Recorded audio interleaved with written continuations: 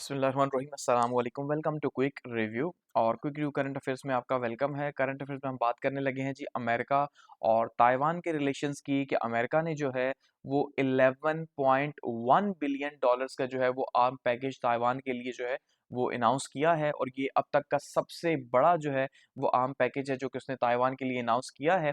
अब देखिए एक ऐसे वक्त में जबकि हम ये देख रहे हैं कि भाई चाइना जो है वो बार बार ये क्लेम कर रहा है कि भाई ताइवान तो मेरा है, तो फिर किस तरह से ताइवान इंडिपेंडेंटली जो है वो यूएस के साथ रिलेशन बिल्ड कर रहा है और उसके साथ साथ न सिर्फ रिलेशन बिल्ड कर रहा है बल्कि अपनी सिक्योरिटी को जो है वो स्ट्रॉन्ग कर रहा है। तो ये इस चीज़ का इंडिकेटर है कि आने वाले टाइम के दौरान हम ये देखें कि जो ताइवान है एक्चुअली में जो है वहाँ पे क्राइसिस पैदा होंगे, ठीक है, चाइना और यूएस के बीच में।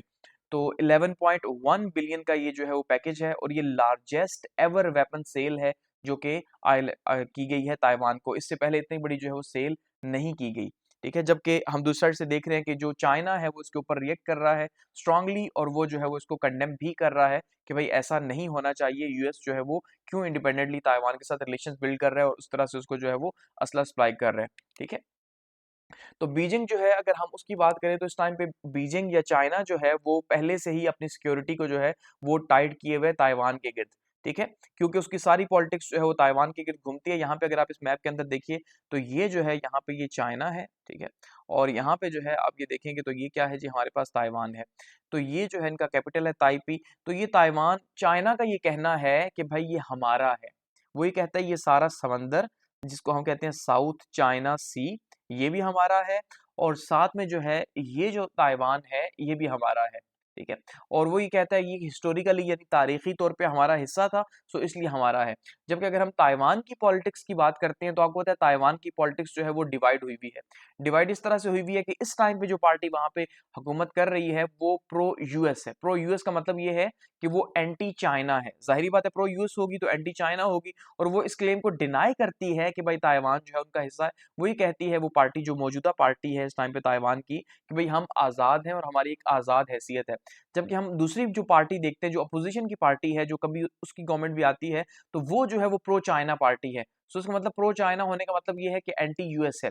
तो चाइना यहाँ पे अच्छी खासी फंडिंग करता है, उसकी कोशिश होती है कि उसकी जो है वो गवर्नमेंट आए यहाँ पे, यानी कि उसकी जो पार्टी है जो उसको सपोर्ट करती है उसकी गवर्नमेंट आए, लेकिन कभी आती है कभी नहीं आती। सो हमें ये जो डिवीजन है यहाँ पे हमें ये देखने को मिलती है कि भाई बहुत ही कम मार्जिन है। अगर हम कहीं पे देख रहे हैं कि 50% है तो 50-50 अगर हम ये देखें ना तो 50% लोग जो है वो यहाँ पे ताइवान के अंदर चाइना को सपोर्ट करते हैं और उसके क्लेम को सपोर्ट करते हैं, और 50% जो है वो सपोर्ट करते हैं जी एंटी चाइना को, और या फिर आप ये कह लें कि यूएस को सपोर्ट करते हैं या अपनी इंडिपेंडेंस को सपोर्ट करते हैं। तो बहुत ज्यादा मार्जिन नहीं है, 52-48 इस तरह से ये मार्जिन जा रहा होता है कि भाई 52% लोग जो है इस टाइम पे एंटी चाइना है और 48% जो है हम ये देख रहे हैं कि वो प्रो चाइना है। तो बहुत ही कम मार्जिन है। तो यहाँ पे इसी वजह से चाइना का इन्फ्लुएंस भी काफी ज्यादा है ताइवान के अंदर। जबकि दूसरी साइड से हम ये देखते हैं, अगर हम यूएस की बात करते हैं तो यूएस जो है वो बेसिकली इसी कोशिश में है कि ताइवान जो है, क्योंकि ताइवान में इस टाइम पे दुनिया के सबसे ज्यादा फैब हाउसेस यहीं पे है। फैब हाउसेस का मतलब होता है कि भाई इस टाइम पे जो है वो चिप बनाने वाली जो फैक्ट्रियां हैं वो सब ज्यादा यहाँ पे ताइवान पे लगी हुई हैं, अमेरिका ने लगाई हुई हैं। तो यहाँ पे जो है वो उसके लिए बहुत ज्यादा इंपॉर्टेंट है। जबकि आपको पता है कि भाई जो चिप वॉर है या जो टेक्नोलॉजी वॉर है उसमें जो है वो चाइना की, अमेरिका की भरपूर कोशिश है कि चाइना तक वो चीजें पहुंचने से रोकी जा सके। तो इसलिए अमेरिका जो है उसको सपोर्ट कर रहा है। अब यूएस की अगर हम बात करें तो यूएस का जो नेशनल सिक्योरिटी की जो स्ट्रेटेजी है, अब जब उसने इतनी बड़ी डील साइन की है ताइवान के साथ, और ये बहुत ही जो है वो अनएक्सपेक्टेड विजिट था ताइवान के जो प्रेसिडेंट है उनका, ठीक है, कोई प्लान्ड विजिट नहीं था। जाहिर बात है अगर प्लान्ड होता तो चाइना जो है वो प्रॉब्लम्स क्रिएट करता। सो यूएस जो है वो अपनी नेशनल सिक्योरिटी के साथ जो है वो लिंक करता है ताइवान को, क्योंकि उसके दो रीजंस हैं। देखिए अब ताइवान के साथ यूएन की नेशनल सिक्योरिटी अगर आप सोचें तो आप सोचें ऐसा क्या कैसे है, ठीक है। तो उसका जो पहला रीजन है वो ये है, वहां पे जो फैब हाउसेस हैं, फैब हाउसेस का मतलब यही है कि भाई वो ये चिप टेक्नोलॉजी किसी भी सूरत, किसी भी सूरत जो है वो ये नहीं चाहता कि चाइना के पास जाए, इसलिए ताइवान उसके लिए इंपॉर्टेंट है। दूसरा, ताइवान स्ट्रेटेजिकली बहुत इंपॉर्टेंट है साउथ चाइना सी को कंट्रोल करने के लिए, क्योंकि अगर चाइना, अमेरिका वहां पे अपना होल्ड रखेगा ताइवान के अंदर, देखिए ये इसके अंदर लोकेशन में देखिए ये चाइना है, ठीक है, और ये है ताइवान। तो यहाँ पे इस रीजन के अंदर, फिलिपाइन के अंदर या बाकी एरियाज के अंदर या जापान के अंदर जो है, यहाँ पे अच्छे खासा जो है वो इन्फ्लुएंस है यूएस का, और यूएस की जो है वो नेवल बेसिस मौजूद है। ठीक है, तो नेवल बेसिस हैं, लेकिन अगर यहाँ पे ये जो साउथ चाइना सी है, अगर चाइना को काउंटर करना है तो यहाँ पे लेट सपोज यूएस जो है वो अगर अपनी नेवल बेस बनाता है तो डायरेक्टली जो है वो चाइना के लिए ये थ्रेट है। ठीक है, और चाइना को यहाँ काउंटर करना मजीद आसान हो जाएगा, और ये जो साउथ चाइना सी है इसको भी यहाँ पे जो है वो अपने कंट्रोल में किया जा सकता है, जो कि इस टाइम पे चाइना का प्राइमरी रूट जो है वो यही है, ये साउथ चाइना सी ही है। ठीक है, जिसके अगेंस्ट में वो जो है वो सीपैक को बिल्ड कर रहे हैं कि भाई कभी अगर ये बंद हो जाए तो कहने का मतलब ये है कि यूएस की नेशनल सिक्योरिटी जो है, उसकी जियोपॉलिटिक्स जो है वो इसके गिर्द घूमती है कि भाई चाइना को ज्यादा से ज्यादा जो है वो नुकसान पहुंचाया जा सके और यहाँ पे कंट्रोल हासिल किया जा सके। तो जो ट्रंप एडमिनिस्ट्रेशन है वो इस बात को काफी ज्यादा सीरियस लेती है, और वो समझती है कि भाई चाइना जो है अगर उसको काउंटर करना है तो ताइवान को अपने पास रखना पड़ेगा। ठीक है, क्योंकि ताइवान की जो लोकेशन है वो बहुत ज्यादा इंपॉर्टेंट है यूएस के लिए और चाइना के लिए भी बहुत ज्यादा इंपॉर्टेंट है। और ताइवान जैसे मैं आपको बता चुका हूँ कि खुद जो है अगर देखा जाए तो इस टाइम पे वहां पे प्रो यूएस गवर्नमेंट है, यानी वो गवर्नमेंट जो है वो जो कि ये समझती है कि चाइना का जो क्लेम है वो ठीक नहीं है, वो एक आजाद रियासत के तौर पे अपने आप को मनवाने की कोशिश कर रहे हैं। ठीक है, जबकि पेंटागन या यानी कि यूएस की जो फौज है अगर उसकी बात करें तो वो इसको ये समझते हैं कि भाई ये जो आर्म्स सेल है ये जो हुई है ये यूएस की नेशनल इकोनॉमिक और सिक्योरिटी इंटरेस्ट जो है उसको शो करती है कि भाई वो कितना ज्यादा इंटरेस्ट रखते हैं ताइवान के अंदर, और वो इस बात की परवाह नहीं कर रहे कि चाइना इस बात पे उनसे नाराज होगा। जाहिर बात है, होना तो बनता है कि भाई जहां पे चाइना क्लेम कर रहा है कि मेरा एरिया है, लेकिन आप अगर उसकी इंडिपेंडेंस को सपोर्ट करते हैं तो ये तो जंग है ना भाई, अगर आप देखें तो ये जंग है। लेकिन उन्हें इस बात की परवाह नहीं है यूएस को कि चाइना नाराज होता है कि नहीं, क्योंकि उनके लिए स्ट्रेटेजिकली जो है वो बहुत ज्यादा अहमियत का हामिल है ताइवान। ठीक है, अब वो ताइवान को जो है वो दे रहे हैं जी मुख्तलिफ तरह के जो है वो एसिमेट्रिकल वॉरफेयर के जो है वो चीजें उनको प्रोवाइड की जा रही हैं, जैसे कि जो है अगर उन्हें देखें तो आप उनको ड्रोन्स दिए जा रहे हैं जी। ठीक है, इसी तरह से मोबाइल जो है वो फायर पावर्स दी जा रही हैं, यानी ये जो जैसे आपको ये गाड़ी दिखाई दे रही है इसके ऊपर से यहाँ से जो है वो हैमर मिसाइल वगैरह जो है वो अटैक किया जा सकता है, जैसे कि यूक्रेन के अंदर जो है इन्होंने दिया है, और अच्छा खासा नुकसान जो है वो रशिया को पहुंचा रहे हैं। तो काफी एडवांस टेक्नोलॉजीज जो है वो इनको दी जा रही हैं इस टाइम पे चाइना के लिए, क्योंकि अगर आप ये सोचें कि टेक्नोलॉजीज क्यों दी जा रही हैं, तो ताइवान की किसी और के साथ तो कोई लड़ाई है नहीं, कोई और झगड़ा कोई और कुछ है नहीं, तो वो चाइना के साथ ही है। समझ गए, तो इसलिए चाइना के अगेंस्ट में ही दी जा रही है। तो ये जो 11.1 बिलियन का जो पैकेज है इसके अंदर अगर हम देखें क्या क्या जो है वो ऑफेंसिव और डिफेंसिव सिस्टम्स मौजूद हैं। ठीक है, तो उसमें देखिए तो हैमर रॉकेट सिस्टम दिया जा रहा है, ये लॉन्ग रेंज जो है वो और मोबाइल प्रिसिशन है, यानी ये जो इस गाड़ी के ऊपर से जो है वो कहीं पे भी इसको लेके चले जाएं, बॉर्डर के ऊपर लेके जाएं, कहीं पे भी लेके जाएं, इसके अंदर जो है मिसाइल डालें और फायर कर दें। और ये बहुत ही खतरनाक किस्म के हैमर रॉकेट सिस्टम है जो कि यूक्रेन को इन्होंने दिए हैं अमेरिका ने। ठीक है, इसके साथ-साथ जोविलियन एंटी टैंक मिसाइल्स मौजूद हैं, ये भी बहुत ही खतरनाक किस्म के हैं। ये जो आर्म वेसल्स हैं उनको जो है वो तबाह करने की सलाहियत रखते हैं, तो ये भी बहुत खतरनाक किस्म के और इंतहाई एडवांस किस्म के जो हैं ये वेपन्स मौजूद हैं। ठीक है? इसके अलावा अगर हम देखें तो कामाकाजी ड्रोन्स जो है वो इनको दिए जा रहे हैं। कामाकाजी का मतलब होता है खुदकुश, यानी ये ड्रोन्स जो है वो एक बंदे की तरह काम करेंगे, इनके ऊपर जो है वो फ्यूल मौजूद होगा, जो भी म्यूनिशन वगैरह है, और ये जाके किसी चीज़ के साथ टकराएँगे, खुद भी फटेंगे और उस चीज़ को बहुत ज़्यादा जो है नुकसान पहुँचाएँगे। ठीक है? इसके अलावा मॉडर्न आर्टरी वगैरह के अंदर हॉट्ज़र्स इनको दिए जा रहे हैं और मुख्तलिफ जो है वो इक्विपमेंट्स वगैरह दिए जा रहे हैं।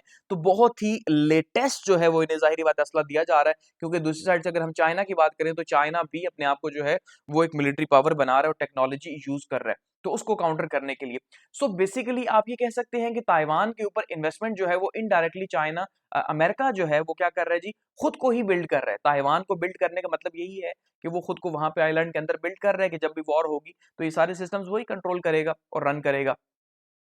तो ये जो सेल है बेसिकली ये एक ऐसे वक्त में हुई है कि जब जो ताइवान है उनके प्रेसिडेंट साहब का कोई भी अनाउंस्ड विजिट नहीं था, उन्होंने ये अचानक से विजिट किया। शायद कि मैं भी ज़ाहिर बात है अचानक से होते तो नहीं है विजिट, आपको पता है डिप्लोमेसी में ऐसा होता नहीं है। ठीक है, तो ये उन्होंने जो है वो एक खुफिया विजिट आप ये कह सकते हैं रखा हुआ था, इसकी डेट्स वगैरह अनाउंस नहीं थी। उसका रीजन था कि भाई चाइना जो है अगर उसको पता चलता तो फिर पहले से ही जो है वो चीजें रोकने की कोशिश करता या कंट्रोल करने की कोशिश करता, लॉबिंग की कोशिश करता, लेकिन उन्होंने बिल्कुल जो है वो खुफिया एक विजिट रखा और उसको किया, और ताइवान जो है वो वहाँ पे पहुंचे उनके प्रेसिडेंट साहब, और ये अचानक से मीटिंग हुई और उसके अंदर उन्होंने जो है वो फिर अनाउंस कर दिया यूएस ने भी कि भाई हम आपको ये देंगे। तो ओवरऑल अगर आप देखें तो ताइवान खुद को जो है वो बिल्ड कर रहा है और अपनी मिलिट्री को, अपने डिफेंस बजट को वो बढ़ा रहा है। यहाँ तक कि उसका डिफेंस बजट जो है ताइवान का $40 बिलियन पे पहुंच चुका है। ठीक है जी। तो $40 बिलियन का उन्होंने जो है बजट रखा हुआ है 2026 से 2033 तक का, कि भाई इतना हमने खुद को बिल्ड करना है कि हम चाइना का मुकाबला कर सकें, क्योंकि चाइना का मुकाबला करना इतना आसान तो नहीं है। तो इसलिए ताइवान के जो प्रेसिडेंट साहब हैं वो समझते हैं कि भाई हम हर हाल के लिए जो है तैयार हैं। वो कहते हैं there is no room for compromise on national security. ठीक है, उनके जो प्रेसिडेंट साहब हैं कि भाई कोई भी जगह नहीं है, ठीक है, कि हम नेशनल सिक्योरिटी के ऊपर कोई गुंजाइश करेंगे। यानी ये सीधी-सीधी धमकी है कि भई अगर आप किसी भी टाइम पे हमारे पे अटैक करेंगे तो हमारा भी बजट है, हमारे पास हथियार हैं, तो हम आपको नहीं छोड़ेंगे, ठीक है।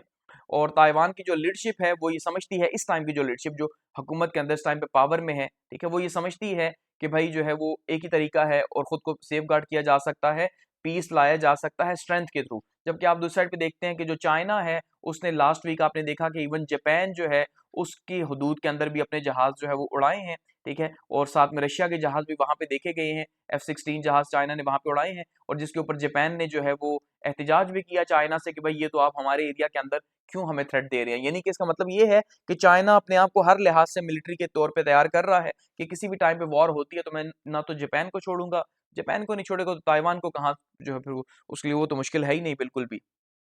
तो अगर एक्सपर्ट ओपिनियन की बात की जाए, ये जो पैकेज डील साइन हुई है, तो बेसिकली ये एक थ्रेट को दूर करने के लिए कि भाई कोई इन्वेजन का जो थ्रेट है, चाइना के किसी भी टाइम पे जो इन्वेजन हो सकती है, पॉसिबल इन्वेजन हो सकती है कि किसी भी टाइम पे जो है वो चाइना अगर अटैक करता है ताइवान के ऊपर, तो ये आगे से जो है वो काउंटर कर सके।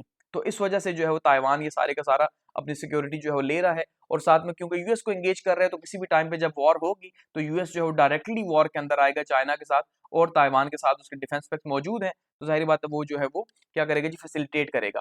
अब ये जो इन्होंने अनाउंसमेंट कर दी है, अब इसकी जो है वो यहाँ से इन्होंने जो है वो कांग्रेस से इसकी नोटिफिकेशन लेना है, ठीक है। ज़ाहिर बात है कांग्रेस वो एक फॉर्मेलिटी है, जो जीता हुआ है वही पार्टी जो है वो होती है। तो एडमिनिस्ट्रेशन ने इसको अप्रूव कर दिया 10.1 बिलियन को, उसके बाद कांग्रेस में जाएगा, उसके बाद फाइनलाइज हो जाएगा। तो बेसिकली फाइनलाइज जो है वो आप ये कह सकते हैं कि हो चुका है, ठीक है।